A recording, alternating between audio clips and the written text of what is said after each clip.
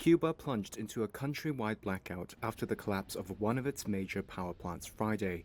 By evening, officials said a trickle of power to its grid was restored. Grid operator UNE said it hoped to restart at least 5 of its oil-fired generation plants overnight, so it can gradually restore power to broader areas of the country. The vast majority of the country's 10 million residents were still in the dark on Friday night. Scattered pockets of the capital Havana, including some of the city's major hospitals, saw lights flicker back on shortly after dark. Residents lit candles and fires and got through their Friday evening. A local, Rafael Pedro Gomez, says small children, the elderly, and the sick were suffering the most from the outage. And an employee of a hostel, Claudia Amanda Betancourt, says without electricity, guests in the room don't have air conditioning. Virtually all businesses in Havana ground to a halt on Friday.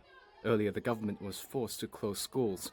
Most state workers were sent home in a last-ditch effort to keep the lights on after weeks of severe power outages.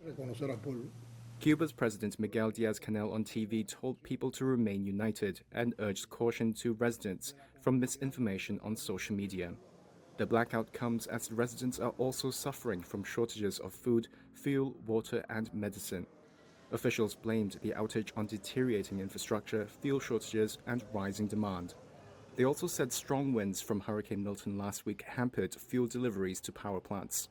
Cuba has long blamed U.S. Cold War-era embargo and sanctions under former President Donald Trump for difficulties in acquiring fuel and spare parts to operate its oil-fired plants. The country's largest oil supplier, Venezuela, has also reduced shipments in the first 9 months of the year, while Russia and Mexico have also greatly reduced fuel shipments to the island.